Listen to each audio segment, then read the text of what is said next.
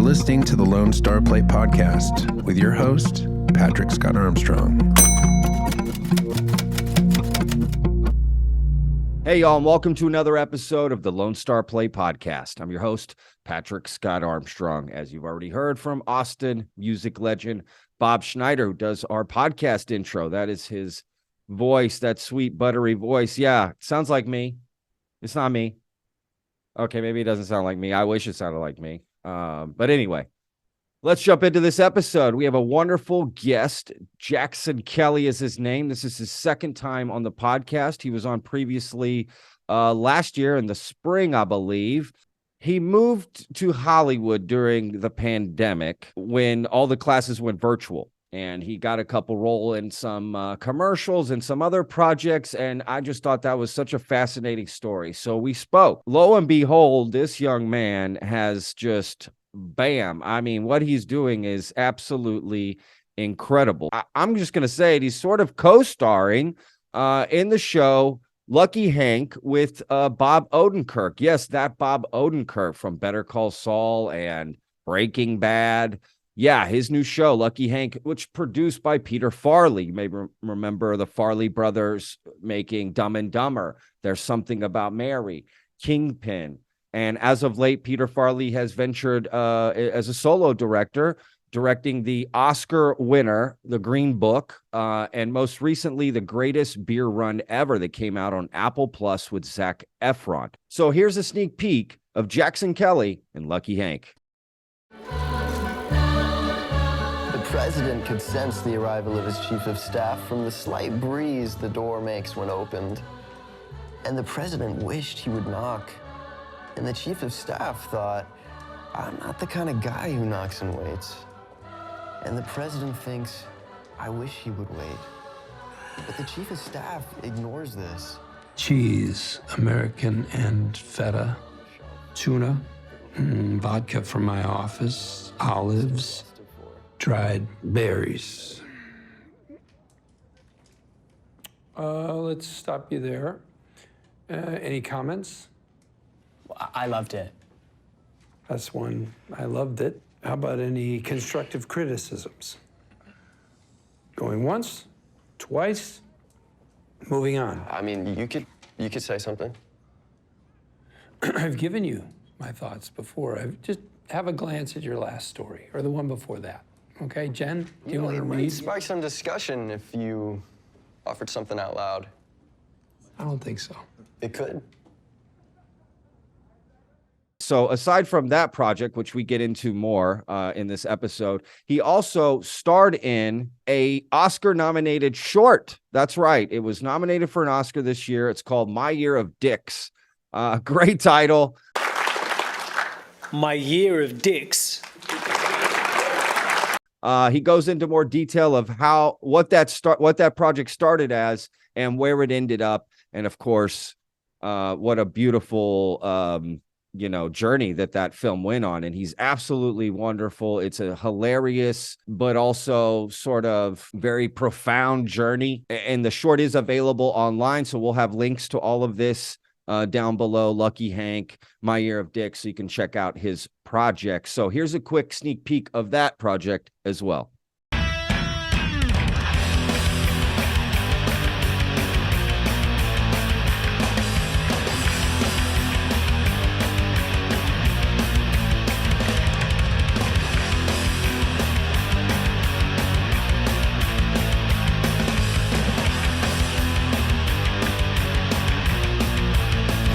Dad, I'm grounded.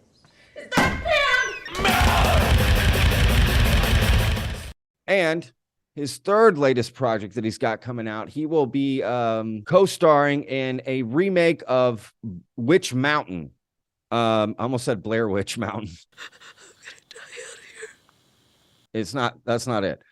Witch Mountain, which stars Bryce Dallas Howard. Yes, Ron Howard's young daughter. It's coming out on DisneyPlus. Be looking for that soon. More details coming. He could only talk a little bit about it. And then he's got more projects coming. I mean, this kid is just on fire. Imagine just moving to Hollywood, and a year later, you just got all this stuff coming out. Jackson just has that thing, man. He's got that thing. And this kid is going to have a long, long journey. in Hollywood. So you're going to see him in all kinds of stuff. He's going to be a huge star. And look, Lucky Hank is currently on AMC right now. So you can see Jackson on the tube, as we used to say, currently. So anyway, enough of me babbling. Let's jump into this episode. Actor Jackson Kelly, wonderful interview. Let's jump in. Are you guys shooting Lucky Hank right now? Is that what you're sort of currently in, or is all that stuff in the can? So right now we're just sort of doing like press for Lucky Hank. We filmed from like September through December of 2022. And now they're releasing the episodes like the old-fashioned way, once a week. So you have to wait. So episode The 2, old-fashioned way. You can't just binge it. You can't just like in the old days, man, when you had to actually sit on your couch and wait or record it. You have to watch the commercials. Like, it's brutal. It's brutal. But no, I mean, it's also on streaming, but you gotta wait there as well every week. So episode 2 just came out, and so there's 8 of them. So just waiting for the rest of the season to come out. I watched both episodes last night, man. Oh, you did? Yeah, dude. So, bro, I don't even know where to start. You're Oh, amazing thanks, in man. it. Man, Thank really, I can't tell you. Like the pilot, it just starts off with you basically giving Dude, this. I was like, what the? Oh my god, dude, you are a good actor, because that is not Thanks, you. bro. Like, that is not you, right? Like, Yeah, it's like, that character is bro, so fun. bro. You play it so perfectly. Like, it's Thanks, man. hilarious, Thanks, dude. Patrick. And you're going against this juggernaut, Bob Odenkirk, man. Like, toe to toe, just.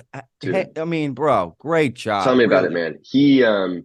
He's the real deal. Like, I didn't know what to expect going in, and I was just freaking blown away by his stuff. And watching the show, all those scenes that I don't get to film with him, I'm experiencing it as an audience, as a fan. And I feel like he really shines in this show as this character. And he's just such a seasoned pro that, like, dude, like, that's just the goal one day, is like, be at that level. He makes me look good. Like, it's hard to look bad when you're acting across from a legend like him, but yeah, he's great. Your only novel isn't even available at your own campus bookstore. You're here. You're here. The main piece of evidence is that you are here. The fact that you're here means you didn't try very hard in high school, or for whatever reason, you showed very little promise. No, man, he would say the same for you. Probably, you guys are working off each other. I mean, it's that simple. If you're not giving it either, he can't really give anything good. Like, really, the whole cast. I really love all the different characters are great. They're great, man. So it's based off this book called Straight Man, written by Richard Russo. And he just wrote such a rich world. And I feel like it's a world that you don't really get to see a lot of in TV and film, of like, these college professors and sort of like their inner life. And it's just a really interesting perspective. And you're right. You've got all these weird, quirky characters that are so like hyper specific and unique. And so you don't even really need that much plot. It's not a very, very plot driven show. It's more about the characters and about the people. And you just throw those weird people in a room together, and you just have fun watching what happens and those dynamics at play. Oh yeah, man. And like I said, you play your character so well. Let's tell the audience a little bit about your character, his name, kind of. Yeah. I mean, let's not spoil anything too much. No. I really want, Okay. if they haven't seen it, I want people to see this show. Like, it's really good, man. Yeah. Yeah. Really good. Yeah. So my character, I play a character named Barto. Barto William Stevens is his full name. But so in the book, his character's name is Leo. And the other night we were at the premiere, and the writer, Paul Lieberstein, who's also the showrunner, his wife came up to me and was like, "Do you know why your character's name is Barto?" And I'm like, "No, I never thought about that." And she was like, "Well, that's our cat's name." And I was like, "Oh."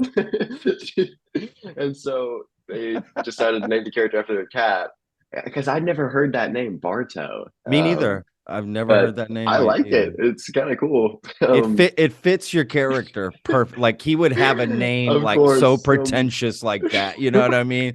Like, of Right. course his name's Barto. Like, Yeah, that just fuels his ego even more. He's like, I'm the Oh, world's only Barto. So yeah. yeah, Yeah, yeah, he exactly. thinks he's even more Uh, special that way.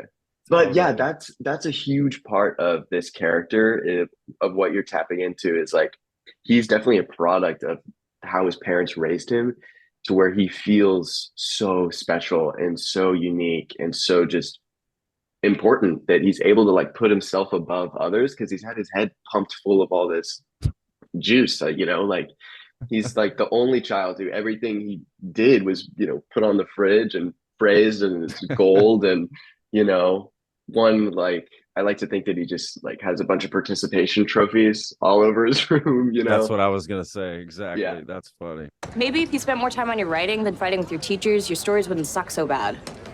The fact that you don't understand them just proves their value to me. I heard your family donated a building to Notre Dame, and you still didn't get in. Everyone's heard that story, Solange, okay? It's boring. Just like your stories. Oh, next time we'll add necrophilia. That is so funny. Yeah, man, you crush it. Y'all's relationship and really the whole pilot episode is sort of, the motivation for his characters is you. Everything's really about y'all's dynamic and what happens Yeah. at the beginning and how it plays through. And I actually thought, okay, maybe quick spoiler alert. I actually thought at the very end that you would come back around for the pilot, like the last scene would be you as well. The way it starts, like y'all would have some sort of something, and he'd just be like Barto, like some sort of. It's just great, man. You play it so well. He plays off you so well too. The second episode really kicks in as well with that dynamic when you guys are sitting and going over like the writing notes and the other guys there. Graham, I don't know. The name of the episode is that guy. Graham. Oh yeah, Saunders, George I think. Saunders. Yeah. George Saunders. That's what it was. That's right. God, Bob Odenkirk is so good, man. He really is. He's just so good. Again, everybody, even your friend, I think his name is Lester in the show. Yes. That guy is so good, dude. He plays off Yeah. of you so well. Like, bro, you guys are, I can't wait to see where it goes. I know, I right? really So can't. that guy, Jason, he was literally staying over my house last night. Like we're No we're way. tight. We're tight in real life, and it's so That's so awesome. fun. He's gonna go places, man. He's great. But I love like reading the scripts. It was like Christmas Day every time I got a script because Wow. you don't know what's gonna happen. You don't know where it's gonna go, and they're like laugh out loud funny just on the paper. And it's those dynamics of like you've got this kid Barto who's like this leader, and then everyone, like he's this horrible guy, but everyone like worships him, and it's terrible. It's so terrible to see, and it just makes Hank's life as a professor miserable. And it's just the writers really dig the knife in deep and about making these characters' lives miserable. It's so fun to watch. That's what works though, right? The more Yeah. miserable, the more you're just digging into him, the more he's just like, what did you say? Like, what is Yeah. going on? Like, stop Yeah. talking, I love it, dude. Like the line in the, this isn't ruining anything, but in the pot right off the first bat where he's like, Lester just says something like, he makes my short list for Pulitzer. He's like, you Yeah. can't make a short list for an award. You don't run. Okay. Like, bro. I mean, I'm just gonna say it again. I loved it, and you made my short list for the Pulitzer. You don't get to make a short list for someone else's award. Yeah, look, we are able to get under this guy's skin in a way that just That's fires it. him Yes. up, Yeah. And some Yeah. people are able to pull up that wall and just, be like, okay. But Hank, Sure. it really like you hit him in the right spot, it rubs him the wrong way, and he just erupts. But yeah. Yeah, dude. No, the character is so good. How do you prepare? Because again, like for people watching this, right, they're gonna see you and like it's just not you. Like you are, you're good, man, because it's Thanks, just man. that is just such a good sign of a good actor, right? Like being outside of themselves. And we'll talk about your other projects too, which just shows your range, man. Because I watched My Year of Dicks. Right on. Okay. Watched some other stuff too, and yeah, man, but I'm curious just how you prepare for this type of role. Like what is there out there that you can prepare for? I was lucky because I had quite a bit of time. I had a couple months, and Barto was definitely really specific on the page, and it was something that I hadn't seen before. Of like they wanted like a Gen Z like poser, like fake artsy, like fake deep, and I was like, I know this kid. Like I literally, I have a friend, well, kind of a friend that like I was really lucky because he's basically Barto.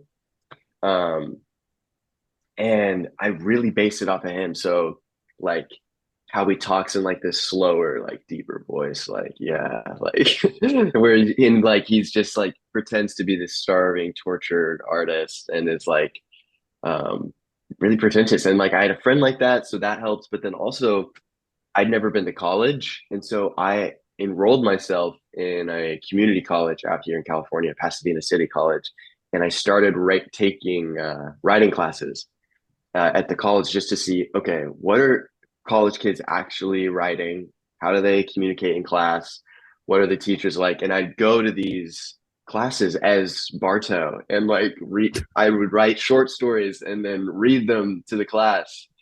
Brutal short stories about like necrophilia and like weird shit that I'm sure everyone was like, who is this kid? Um but I mean I had a blast with that. And then I remember like there was one time like the teacher was like, okay, everyone partner up and you're gonna read each other's stories and then just talk about them. And I remember this poor kid got paired with me and I recorded our session, and on my phone there's this voice memo of him trying to like give me advice about my story. And yeah, it's really fun. But that was a cool way to get into character of just going to this class. And but other than that, it's just filling in like, okay, what made Barto the way he is? It's like he's this freshman, he's 18, what happened before here, and just like that's the fun stuff, like coming up like with, oh, he went to an all boys private school in Connecticut, oh, his dad was away a lot at work in New York or whatever. So like just filling that in and taking the time to like really build this life. And also the book was a great reference too, because there's some stuff in the book that didn't make it into the show that's nice to have. But yeah, it was a really fun process creating it. Did that sound harsh? I'll tell you what, I'll smile through the rest of this. You are here. And even if your presence at this middling college in this sad, forgotten town was some bizarre anomaly, and you do have the promise of genius, which I'll bet a kidney that you don't, it will never surface. I am not a good enough writer or writing teacher to bring it out of you. And how do I know that? How? Because I, too, am here at Railton College, mediocrity's capital. Well, you wanted me to talk more. I saw that Peter Farrelly is a producer and he directed, I think, these first two episodes. First two, right? Yeah, that's right. Did you get to meet? I mean, was he part of like the casting process? Obviously, he was on set and directing and whatnot, but was he part of the casting process too? He was. He doesn't do a lot of TV. He's a movies man. Yeah, and I mean, so I'm that a was huge fan of that. Yeah, listen, man, dude, I grew up on those movies. Freaking classic. Something About Mary, Dumb and Dumber. Like he's Kingpin, dude. Kingpin, thank you. Yes, Kingpin, man. Like some of the classics that still it was fun to rewatch all those old movies, and they still hold up and they're still great. Yes. And yeah, and then also like in recent years, Green Book, sweeping the Oscars with that. And he had a movie this year, The Greatest Beer Run Ever, that was great. Saw that. Yeah, that was. I actually really enjoyed that on Apple, right, with Zac Efron. Yeah, with Zac Efron. Great. Yeah. So I mean, he's still just working nonstop, and you can tell he just loves it. It's like it's always a beautiful thing when you watch someone do what they're meant to do. Like they're put on this. Peter Farrelly was put on this earth to make movies. So when you get to watch him do his thing, it's just incredible. But yeah, he was part of the casting process, which was definitely intimidating. I did this trying to be funny in front of that guy, right? Like, yeah. I can't even imagine. Oh, it's daunting for sure. In front of everyone too. So like a little insight into my casting process was basically like my rep sent me this audition. and I read who was attached, and I was like, there is no way I'm getting this. No way. Like, I was like, these guys are my heroes. This is way out of my league. But I was like, screw it. Like, I'll give it my best shot. And I literally filmed. It was like a self tape, so like you record it at home and then you send it to them, and then they watch it, and then they can decide or whatever. But I filmed it with my dad, and I was staying in like a hotel, and I remember just loving the audition scenes were the ones in the pilot, the one where it's the classroom scene. Yeah. And then the one where I'm like sitting at his doorstep. Like, yeah, that's a great scene too, bro. Oh my God. Yeah. But I was like, oh, this writing is awesome. And it's really, it's good writing when it's like, it just feels natural. You don't have to force it. It just flows out and it comes out, and, it's all part of it. But I sent the tape in, and then they're like, well, let's have him on for a callback, like a Zoom meeting. And so the Zoom was with Paul Lieberstein, who also played Toby in The Office. Oh, no shit. Yeah, that guy. So Toby from The Office, and then Peter Farrelly. That's who I'm looking at. And I got on the Zoom call, and like, I don't really get nervous anymore for auditions and stuff. But when I got on that call, I was shaking. Like, literally, my hands were going, and like I was just like out of breath, and they had me do the scenes, man. I was like gonna throw up, like, and I'm getting like flashbacks right now. But I remember I did it, and I felt terrible. I was like, dude, I blew it. I freaking blew it. I screwed this up. Like, I was so close, and then I just dropped. I just felt like, I got so nervous or put on the spot, and I just dropped the ball. And I remember like, that really stung, because I was at a low point, and I even considered like quitting acting. Like, honestly, like I called my parents, and I was like, I don't know if I can do this anymore. I was like, this hurts too much, and I don't know if I can keep doing this. And they're like, all right, well, that's your choice. And so I remember like I had another audition that week. I was like, this will be my last one, and I think I need to take a break. But then my reps called me like 2 weeks later and said, you got it. And I was like, what? Yeah. What? I did not expect that call at all. But I've got so many people to thank for that, for my reps, and, the people on the casting side and the producing side who believed in me and took a chance on me. And like, I'm forever grateful because this is like my first like big thing, and like big studio network television show, bigger role. They're putting a lot of trust in me. And so that means the world. Like, I'm never going to forget the people who gave me my first shot.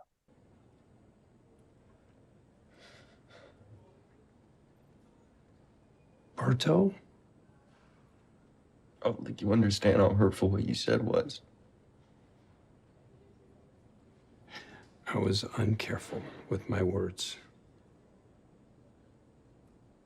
I'm sorry, Barto. We cool? Yeah, we cool. I'm just gonna need that in writing. What? Your apology. I'm just gonna need that to be posted to the school newspaper's website with a signature. Any signature's fine too. Would you accept any middle finger? Wow, what a great story, man. You stuck with it, you persevered. Probably those nerves helped a little to some extent. That happens sometimes, I bet there's other auditions as you go through your career, you're like, I crushed that. Yes. You don't get the role, right? You don't get the role. Yeah. It's always the ones that you're like, I don't know. Yeah. Like, it's weird in that way. But yeah, all the time I'll be like, man, I nailed that. And yeah, nothing. Like, not even a callback thing. It's like, oh. I get the same thing with the obviously way different sort of scenario, but that'll happen to me on a podcast where I finish. I just go, wow, Patrick, you really fucked that up. Way to go. Stupid question. Why'd you make that joke? Why'd you say that? And then, hey, loved it. Great time. Okay, well, fucking hell. Yeah, it performs really well. Yeah. you It's, just you know, can't we're our own control worst the critic. output. Yeah, of Yeah. course. And you Mhm. just can't control the output. I mean, it's just that simple. You know, I actually watched our interview that we did last time to prepare for this. Okay. And you said something in your own interview. I'm going to repeat back to you, and Uh-oh. that may help you. It's good Okay. advice. It was your advice. You Okay. know, you're like, man, you just got to do it, put it out, and it is what it is. You know, Yeah. that's it, man. There's really not much. You just can't control what's going to happen with that. You do your best. As we said, you just show up, do your best, and leave it to that, right? Like leave it to them, and that's Yeah. what it is. And yeah, man, great job. I feel Really. like I have to learn that lesson over and over of just like, because control is something that's like really something I value as an artist and as an actor, and like having to let go of that and like open yourself up to collaboration and others, because you know it's like it's not, you gotta like, this was a learning lesson for me on this project, is like learning my place in the scheme of things, learning that like it's a puzzle and everyone's a part of it and I'm one little piece as Barto, and that like that's all I can control is what happens between action and cut. Everything else is just I can't control it, so don't worry about it. And clearly these other people know what they're doing, because when you watch the show it's great. And yeah, but it's definitely not an easy thing to do. Oh man, you know, you don't know what take they're going to use. You don't know how Yeah. much of it. You don't know what's going to get cut. You know, all these different things. Absolutely, man. And also you don't even know what the other actor potentially could just throw a wrench in it and change it up on. You know, and you're in the moment. You got to go with it. You know how many setups they're going to do if they're like, oh, we're done. You're like, can we not get one more take? I wasn't really, Dude, you know. Exactly. But they know. Exactly. They know. Whoever's running. They know, man. They know, man. They see it and they know. And when they feel like they got it, if you ever work with Clint Eastwood, I've heard this story from other actors on here. They're just like, he does like one take and that's it. One man. take. Like, that's right. moving Oh my on. gosh. You That know? is crazy. Yeah, that is so crazy to me. But yeah, that's a testament to Peter. He's like, he's not going to move on from a scene unless he knows he got what he wanted, and he's able to have this vision over everything. Yeah. And this end goal, this finish line, that's like he knows what he wants. And it's crazy. Like my brain doesn't work that way. My brain doesn't work like a director. It works like an actor. And so I'm just like, that's a mystery to me to see how that works. But it's crazy. Funny. What kind of notes did he give you? Any sort of feedback while you guys were shooting, you know, your scenes and stuff? Like, curious what kind of notes he sort of gives, like be funny this way, or I don't know. Yeah, I'm curious. Well, honestly, he's really specific. And so there were even times when like something wasn't working, and like I just ask him like, how do you want this to be done? And he'd be like, well, you know, say it like this. And then I would just say it like he does. And so there's some moments in there, a couple lines where I'm like, oh, that's just Peter. Like that's Peter's genius coming out. Like little, I mean, and it's little things too, but he would open the floor to improv, because you've got these great improvisers like Bob Odenkirk and Brian Husky, who plays George Saunders, and Oscar Nunez, who is Oscar from The Office. But I mean, they love to play, and they love to play around, and Bob would throw in a random line, and especially in those classroom scenes, like Bob was always trying to get us to laugh and get us to break. And he would throw in some, you know, stinger line here or there. And yeah, but Peter's really loose with his directing. I remember there was the scene where we're in the office with my parents with Oscar. We were filming Oscar, and we did that whole thing, and then we filmed us. And then Oscar still had to say his lines though. And then Peter was like, oh, dude, now you're in the groove. Let's put it back on Oscar. And so just like, he's really like, has that eye of like when the actor's in their groove, when they're at their best. And Oscar hit his stride after he'd been doing it for a bit and went back and filmed it again. And when I saw that, I was like, okay, I can really put my trust in this guy to know that he's going to make us look good, and he's going to, you know, make sure this story is being told the right way. Could you please, just for once, say something? Workshops like this are based on the idea of peer review. Guided review. Trying to guide. Jen. Professor, I don't mean to gang up on you, but you should know, besides calling our names to read, you barely said anything in an hour and a half. Well, I couldn't help but notice a wandering point of view within basically structureless sentences. No, my point of view doesn't wander. Well, it switches mid-sentence from the president to the chief of staff, then back, then back. Yeah, on purpose. Well, you risk distancing the reader. I happen to think that risk is worth the reward. What's the reward? Okay, the reward is I'm exposing the flow of a different collected consciousness. You know? I'm calling it ultra omniscience. That's a cool word. You really crush it in it. Like, you're really funny, man, in this thing. Thanks, Like, Patrick. genuinely funny, not just like, oh, that was a funny lot. Like, your whole character, your whole aura, all your scenes. You really shine for me in the second episode where the you guys are outside dining and you're talking about, is this a club? And that whole, just that exchange in and of itself. I don't think this is a club. It could be a club. Yeah, it's a club. Lester, your friend, like, he's the best, bro. That guy, I swear. That's what makes it work, is everybody funny. It's like the character dynamic, yeah. It just elevates everybody. As soon as he's funny, you're funnier, and like, it just boom, boom, boom, boom, boom. Yeah, man, y'all are crushing it. It's really great. I love it. I can't wait to see what happens more, with your character, everybody's character, just all the dynamics, like you said, with the professors, and the writing's really good. There's some really funny stuff, and even some interesting shots and in the show, which I liked too. You don't typically see where they try to do something dynamic, right, with the camera, and it's nothing too crazy, but they do a few things. I thought, oh, that adds to it. I really, it's a really good show, man. Obviously, it has great reviews online. People are loving it. The show, especially audience scores, are like through the roof on this thing, man.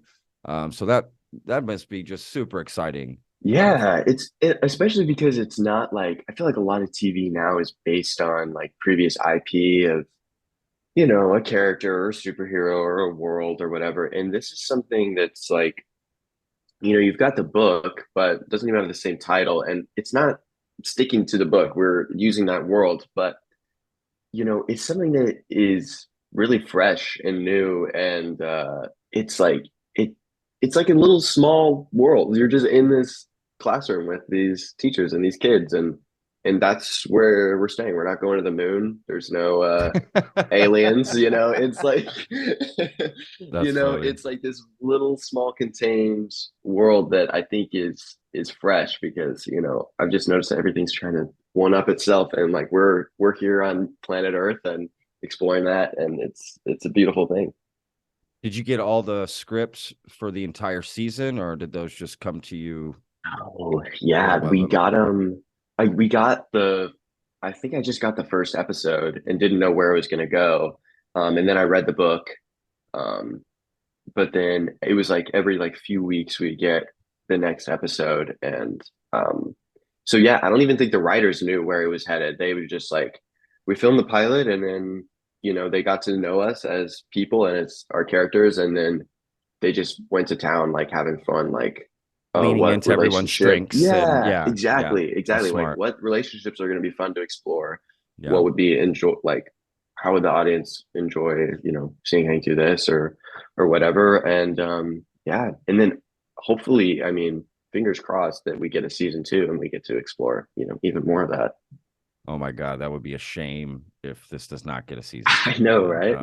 Yes, I hope. This is like legitimately a good show, and I typically don't watch a lot of TV stuff, and not for the reason you mentioned about the binging and all that. I'm old school, so I don't mind the week to week. I actually prefer that, to be honest with you, because when I used to when something would binge, it's like one weekend and then it's out of your mind. Mm-hmm. And then you gotta wait like 2 years to get the next day. Like, screw that. I like the week. Like The Last of Us. I don't know if you watched that show. Like, I like that they was week after week, and you see that momentum building, and that sort of thing. You should try to get on that show, man. That show that's a kick show too. It's funny. I actually auditioned for that. Did you? didn't get it, obviously, but got an audition. I remember I think you're too young for Pedro Pascal's character. No, I'm kidding. Yeah, maybe a little. I know. I actually auditioned. I auditioned for his daughter, and they didn't want me. Yeah. For some reason. I don't know. Oh man, no, you did It was great, down. man. It was actually down to me and her, and they Yeah, weren't there, yeah. but I'm not bitter about it or anything. Yeah, It's for fine. sure. Yeah. She's okay, I guess. I guess she does all right. Yeah. Yeah. No, man. Great casting. It starts with the casting, and I'm sure the people you're working with obviously know that. And that should make you feel good about your audition and how you got cast, because they could just tell this is the guy. This is him. Regardless of what you're putting out, they see past that. They see past the lines. They see past your nerves.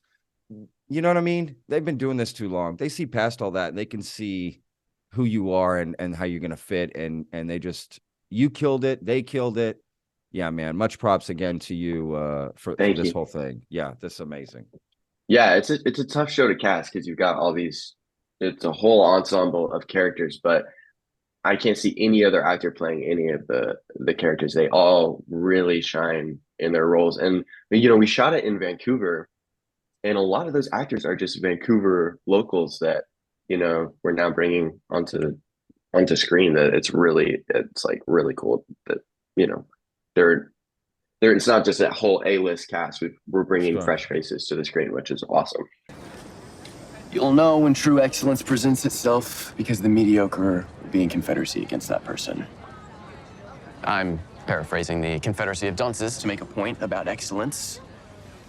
Something I think we should all be entitled to, no matter who we are or where we're from. Is this a club or something? I'm just trying to eat my lunch. This is not a club. Maybe it is. You're right. Maybe it is.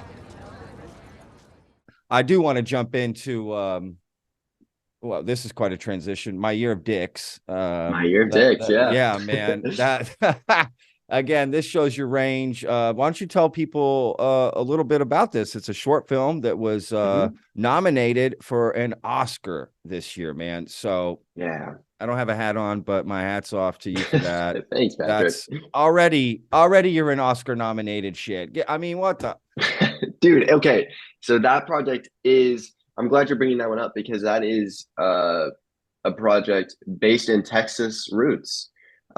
This woman, Pamela Ribbon, she wrote this book called Notes to Boys about her. She used to write notes to boys in high school, and she would keep all the first drafts, and then she discovered them one day and wrote this book where you get to read her middle school and high school mind. And she has this hilarious commentary on it, and it's a great read. But that was growing up in Texas in the 90s, and she got approached about turning it into an animated show for Hulu, produced by FX. And so that's what she sought out to do. And it came from my Texas agent, and I was going to record in Texas, but I ended up recording out here in LA. But when I got it, it was for this platform called Cake, which is like on FX, which is on Hulu, but like it showcases like animated shorts and little series or little movies or what have you. And so that's where it was going to end up. And basically we recorded like 5 episodes, and then they got busy animating, and through the process of animating and COVID and stuff, they ended up dropping the platform of Cake where we were going to end up releasing. So we had nowhere to go. And then I remember Pam, we went out to lunch, and she was like, yeah, I think we're going to market it as like a short film and try and go for the Oscars. And I was like, yeah, okay. Yeah, good luck. Good luck with that. But so I was like, yeah, you do your thing. But I mean, she did it. She freaking did it. I mean, that's the crazy thing is like it's a fully female-led project. You've got female writer, female director, female producing. And that's awesome. These 3 women are freaking badasses. Like everyone needs to watch out. They are gonna take over Hollywood, and like they just freaking did it. They are go-getters. They are creators and some of the most amazing artists ever. And this story like has just touched so many people, and that's all kudos to those 3 women who were able to make that happen. Yeah, it's phenomenal. Really, it's a great short film. It's kooky, it's crazy, it's emotional, it's hilarious too. Like, I can see. I mean, you just start watching that. Wow, and the animation's really good. Yeah. You know, I don't know who did the animation, like what studio did the animation for it, but it reminded me of oh gosh, what are the? I just interviewed this animation studio too, Minnow Mountain, that did oh my God, Patrick. Oh, the Apollo. Yeah, the Apollo. Yeah, Richard film. Linklater. Richard Yeah, Linklater. yeah. Oh my God, I'm an Yeah, yeah. idiot. So I Oh, interviewed. You're good. I interviewed the people that run that studio because they got in trouble with the Oscars too. They were Right. denied. I don't know. You heard that whole story, right? They got. Yeah, I They listened weren't to that allowed episode. to. Yeah, they were right. They weren't allowed to do their, whatever. It wasn't considered animation, right? And I just thought, "Oh, that's weird, right?" But I'm watching that My Year of Dicks. Like, this looks very similar. Like, how did this get? Like, what's the? Where is the process from the Oscars for animation? Yeah. They're inconsistent here. It's crazy. Yeah, there was even that for the feature this year, Marcel the Shell. Like, they had some backlash about this isn't animated, and it's like, okay, there's animation can be anything. That's this. I never really paid attention to animation very closely until doing this project, and it's opened all these doors. And I have so much respect for these creators and these animators, and it as an art form. Yeah, for sure. Yeah, because I feel like a lot of people write it off and it's kids movies, it's whatever, but it can be so much more. And the animators for My Year of Dicks, the director Sada, she just got to she has all these friends that she does animation with, and she just got to hire her friends. And so that's awesome. the short, if you watch it, it's put into 5 different chapters, and each chapter is made by a different animator. So it's got their own. I did not style. know that. Mm-hmm. Wow. So, and she That's just let them cool. run wild. She was like, "This is what the characters kind of look like. Do your Go thing." for And so it. that's why every episode is like a whole It's different vibe. Yeah. And it worked so well because there's each chapter is its own little story and its own little theme. And yeah, the animators just got to bring their voice to it. And it's kind of long for a short, right? Yeah. I guess I don't know really the history, but I was expecting 10, 12 minutes, 22 minutes. And that's a lot for animation, right? And like the story. Yeah, man. No, totally. That came from the fact that it was going to be a show first. So sure. Okay. you see those. Yeah. Okay. You see those segments. Those were supposed to be like little episodes. But then we had these episodes and we didn't know what to do with them. So we combined them and had those added in those little transitions. I say we. They did all that. I did not pick up the pencil and do that. That's all that, or come up with that. Literally. So like, it's so funny. Like people coming up to me or congratulating me, and I'm like, literally, like I went into a booth for 3 hours and said some lines. You need to be congratulating these amazing folks. But I love talking about the project and getting it out there and letting people go see it because it's such an important film in the way that. It's from the female lens. It's from the female gaze. So you get the perspective of this, high school girl trying to lose her virginity in the 90s. And it is stories like that you don't see those stories. And so everyone I meet, I'm just like, you watch this. Like I want to show it, if I have kids one day, I think they should show it in like high school sex ed, just like, wow, that's hilarious. I think it's Not a really wrong. authentic and honest look at what it's like. And it made me think back on my high school years and, how I treated people and, what it's like. And yeah, it's, but it shows it in a fun way. It's not like shoving it down your throat, Sure. But yeah, it's a beautiful film. He said that we were better as friends, and I just don't get it, okay? Tell me the truth. Did I do anything? Did you see me do something stupid? I don't know. Did you mean tonight, or are we talking about years? Shut up. Gross, you just snotted on me. No, I didn't. You did. Look, it's on my face. I don't see anything.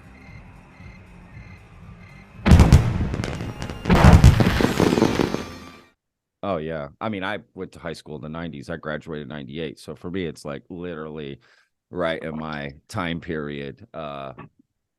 Yeah, it really is a great, again, I don't want to ruin anything. I love the way it ends. I love the way it goes.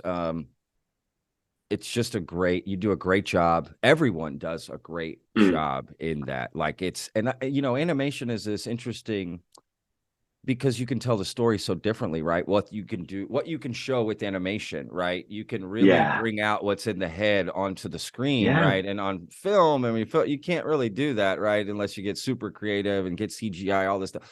But animation just has this way of moving you around and taking you different places in a way that just, a standard whatever camera and stuff can do. So that's what makes it interesting. And that kind of story really lends itself to something like that. So I'm actually, it's cool to know that they chose that medium, right, to tell that story, because that could have been some whatever show and it, cast all these real people and get them in high school. That it worked really well with the animation. And yeah, there's just some amazing scenes.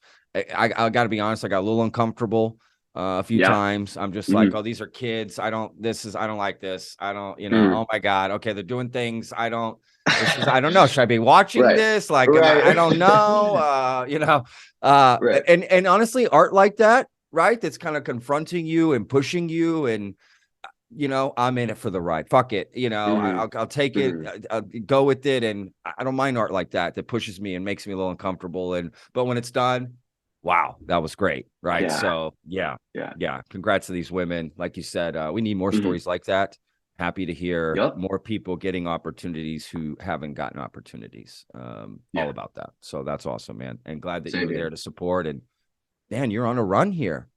Dude, I feel so lucky to be a part of that project. That's some of the work that I'm most proud of, to like have my name on and to say, I stand with this. I'm a part of this. That's my team. Those are my people. I back them all the way. Man, I just got a show with Bob Odenkirk. I'm starring in with Peter Farrelly. Got this Oscar-nominated short. I can just see your feet kicking up right now. Just like, yep, you're gonna have a pipe and like one of these like robes all of a sudden. Yeah, like all of a sudden, like things have changed, Patrick. I've come a long way. Patrick.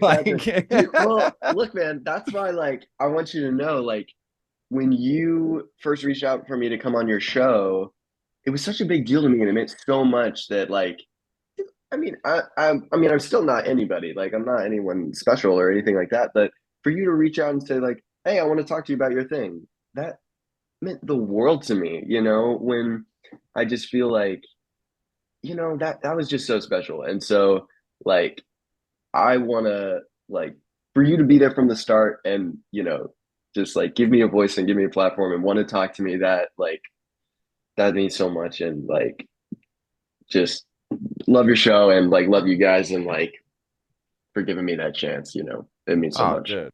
Please, of course. I'm just a normal dude.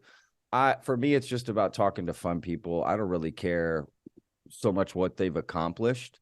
It's more just interesting stories, and you just had such an interesting story. It's I'm not a celebrity. I'm not out here looking at people like that. You know what I mean? This hierarchy or ladder. Man, I talk to all kinds of people from all, strokes of life. And it's just, yeah, man, you're a great guy. It's like, you're a great dude. You're doing great things. And I honestly, it really makes me happy to know in that industry, good people getting opportunities. You know what I mean? Good, genuine people, man. Listen to our interview that we did originally. Every answer you were giving, my respect was just going like this for you, because it's just so unexpected at your age to think the way you were thinking and do the things you were doing. So obviously it's paying off, like that sort of, and you don't even mean to do it. That's the best part. You're just being you, it's great, man. So yeah, you deserve all of this that's coming your way, man. Like for real, you really do. And not just you're a good guy, but now you can see you actually got it. You can put it on the screen. You can make it happen, right? All these camera setups and they got everybody going and okay, Jackson, go, right? You're oh my God, fuck, now it's time. You got it, dude. It's in you. You have it. You can do it. No, I am telling you no, okay? Yeah. My mom's been waiting long enough. Let's go. Sam, wait.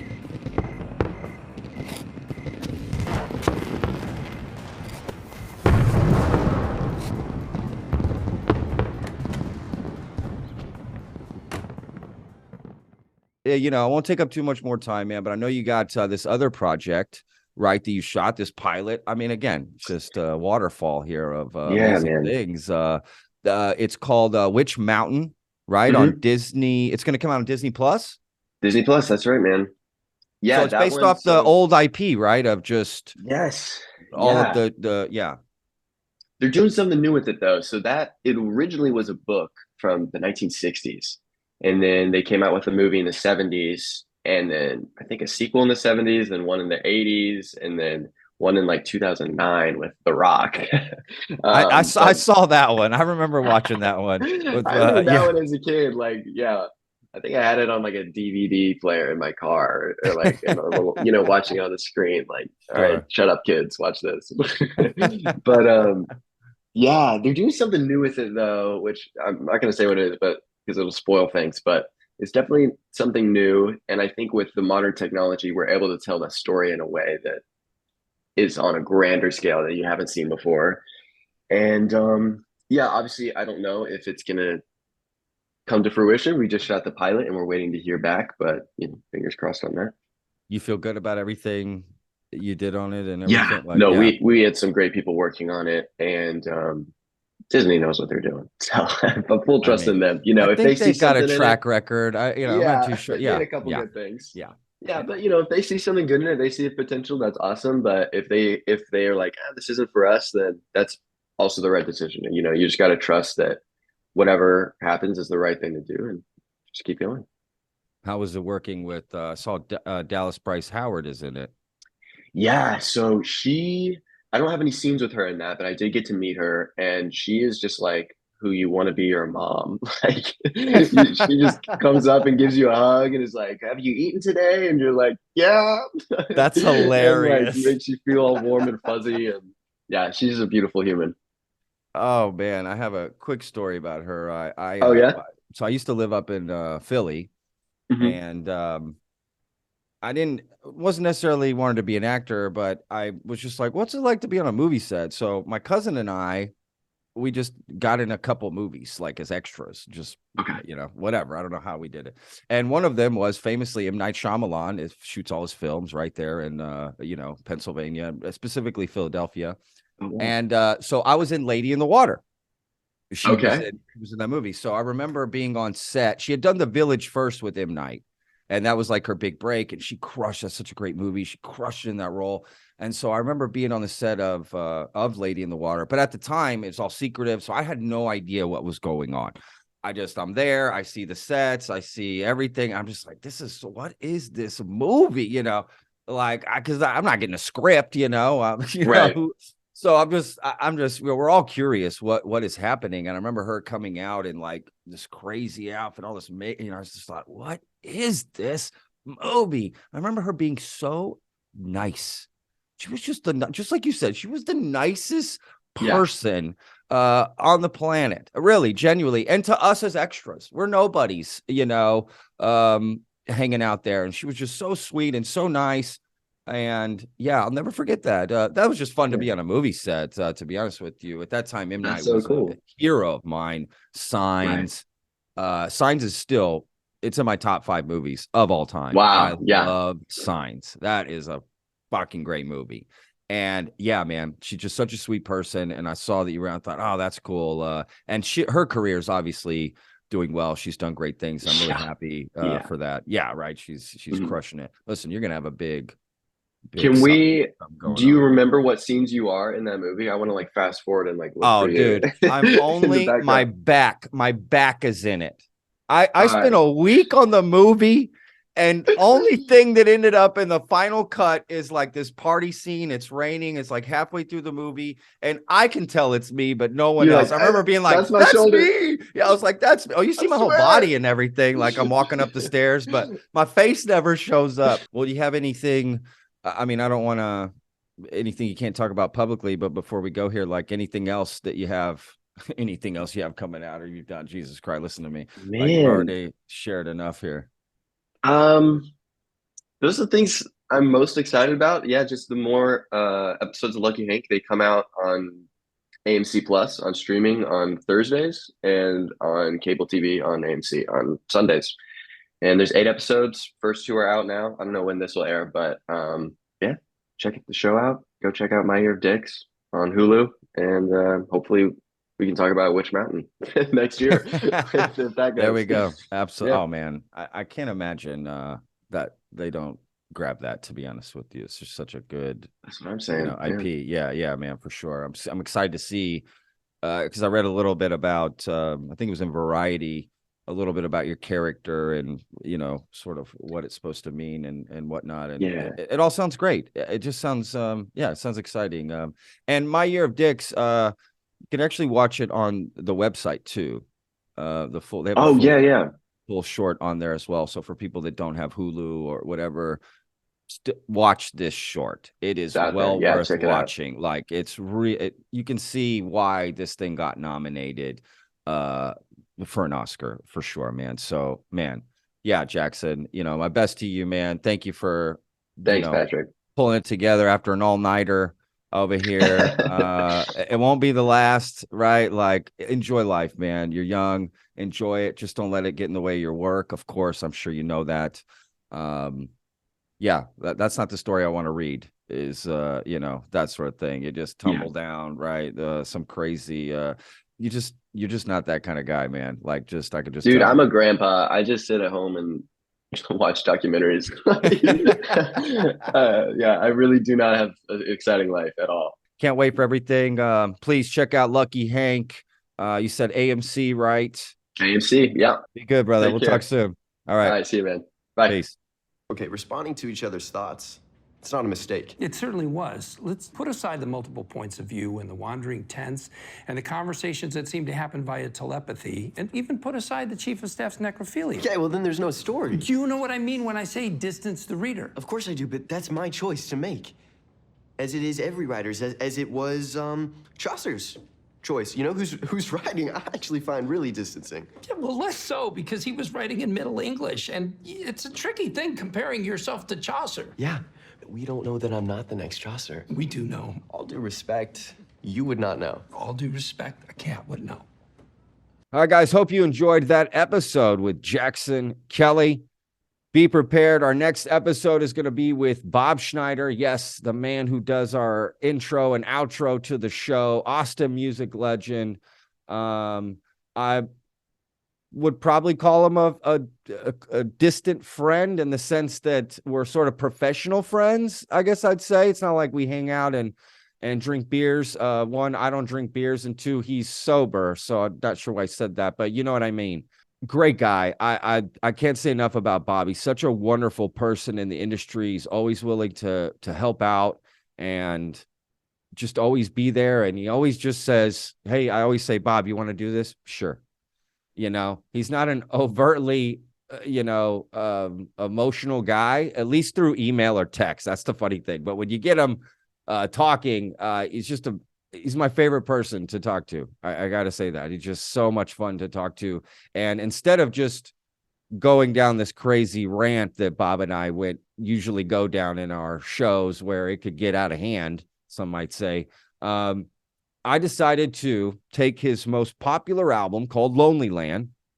And what we did is we basically went track by track to Lonely Land. And he tells stories, about each track and how it came about and maybe something special about it, right? A quirky story or something, that ties to it. And then just the overall story of how the actual album came together.